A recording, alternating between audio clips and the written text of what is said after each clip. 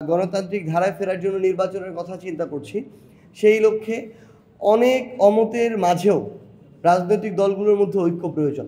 যদি কোনো রাজনৈতিক দলের সাথে কিছু বিষয় ঐক্যমত্য হয়ে অ্যালায়েন্সের সুযোগ থাকে তাহলে জনগণের স্বার্থে অ্যালায়েন্স হতেই পারে। আগামী ডিসেম্বরের মধ্যে বাংলাদেশের প্রত্যেকটি ওয়ার্ডে এনসিপির আহ্বায়ক কমিটি থাকবে। বান্ডেল থাকলে প্রতি সেনমানিতে টাকা বাঁচবে। বিকাশ সেনমানি বান্ডেল কিনে জিতুন প্রতি লেনদেনে। আমাদের এই ময়মনসিংহ বিভাগের যে 4টি জেলা রয়েছে, এই জেলাগুলোতে যারা আমাদের এনসিপির দায়িত্বে আসতে চান, জেলা এবং মহানগর কমিটির আহ্বায়ক ও সদস্য সচিব হিসেবে আমরা আজকে তাদের সাক্ষাৎকার নিচ্ছি। আমাদের সেই প্রোগ্রাম ছিল। আমরা মনে করি যে 15 নভেম্বরের মধ্যে আমাদের উত্তরাঞ্চলের প্রত্যেকটি জেলা এবং মহানগরের আহ্বায়ক কমিটি আমরা পাবো এবং আগামী ডিসেম্বরের মধ্যে বাংলাদেশের প্রত্যেকটি ওয়ার্ডে এনসিপির আহ্বায়ক কমিটি থাকবে।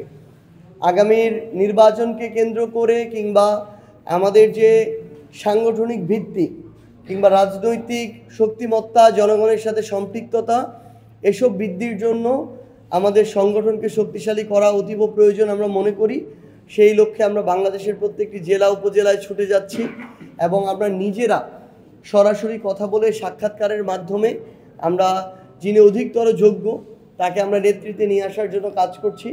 আশা করছি এই যোগ্য নেতৃত্বের হাত ধরে আজকে যেমন এই ময়মনসিংহ জেলার বিভাগের প্রত্যেকটি জেলা ধীরে ধীরে সামনে এগিয়ে যাবে, তেমনি এই যোগ্য নেতৃত্বের হাত ধরে আগামীর বাংলাদেশের সংসদে এনসিপির নেতৃত্বেই সরকার এনসিপি গঠন করবে। তো সেই লক্ষ্যেই আমাদের এই কাজ করে যাওয়া এবং আশা করছি যে আগামী 3 দিনের মধ্যেই আমরা ময়মনসিংহ বিভাগের যে 4টি জেলা রয়েছে প্রত্যেক জেলার যে আহ্বায়ক কমিটি সেটি ঘোষণা করতে পারবো। শুধুমাত্র একটা অন্তর্বর্তীকালীন সরকারই যে তাদের জায়গা থেকে সকল দায়িত্ব এককভাবে পালন করতে পারবে এটা আসলে সম্ভব নয়, বরং রাজনৈতিক দলগুলোর সহযোগিতা লাগবে। এক্ষেত্রে অন্তর্বর্তীকালীন সরকার কিছুটা চালাকিই করেছে, রাজনৈতিক দলগুলোর উপরে এই দায়িত্বটা দিয়েছে।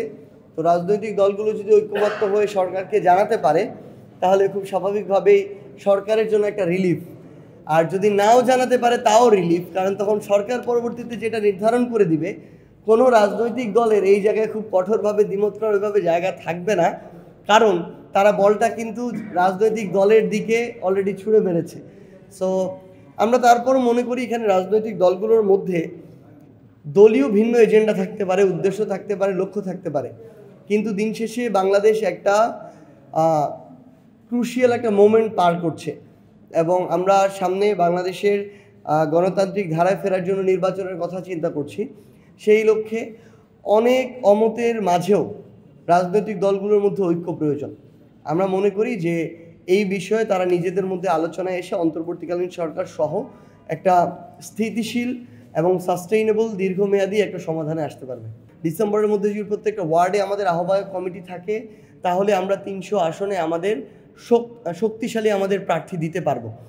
আর অ্যালায়েন্সের বিষয়টা তো আলাদা বিষয়, এটা আগামীর বাংলাদেশ এবং জনগণের স্বার্থকে সামনে রেখে যদি কোনো রাজনৈতিক দলের সাথে গুরুত্বপূর্ণ কিছু বিষয় ঐক্যমত্য হয়ে অ্যালায়েন্সের সুযোগ থাকে, যদি তারা জুলাই সনদ বাস্তবায়নে একমত থাকে, বিচারিক প্রক্রিয়াকে এগিয়ে নিয়ে যাওয়ার ক্ষেত্রে একমত থাকে, যদি তারা বাংলাদেশে ভারতীয় আধিপত্যবাদ বিরোধী এবং আওয়ামী ফ্যাসিস্ট বিরোধী তাদের অবস্থানটা শক্তভাবে ধরে রাখতে পারে, এই বিষয়গুলোতে যদি আমরা ঐক্যমত হতে পারি তাহলে জনগণের স্বার্থে অ্যালায়েন্স হতেই পারে।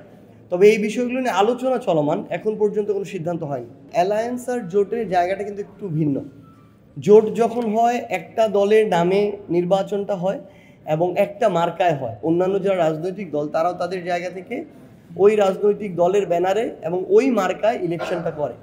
অ্যালায়েন্সের বিষয়টা হচ্ছে একটা মিউচুয়াল আন্ডারস্ট্যান্ডিংয়ের জায়গা, যে কোনো একটা রাজনৈতিক দল এই 100টা আসনে তারা তাদের প্রার্থী দিবে, অন্য একটা রাজনৈতিক দল তারা সেখানে দিবে না, এবং অন্য রাজনৈতিক দল যে 200টা আসনে দিবে তারা আবার আরেকটা রাজনৈতিক দল ওখানে দিবে না। সবাই নিজেদের দলের নামে ইলেকশন করবে, নিজেদের মার্কা নিয়ে ইলেকশন করবে। এনসিপি যদি আগামীতে কোনো রাজনৈতিক দলের সাথে তাদের ঐক্যমত্য হয় সেটা অ্যালায়েন্স ভিত্তিক হবে এবং আমরা জাতীয় নাগরিক পার্টি এনসিপি নামেই নির্বাচন করব, শাপলা প্রতীক নিয়েই আমরা নির্বাচন করব।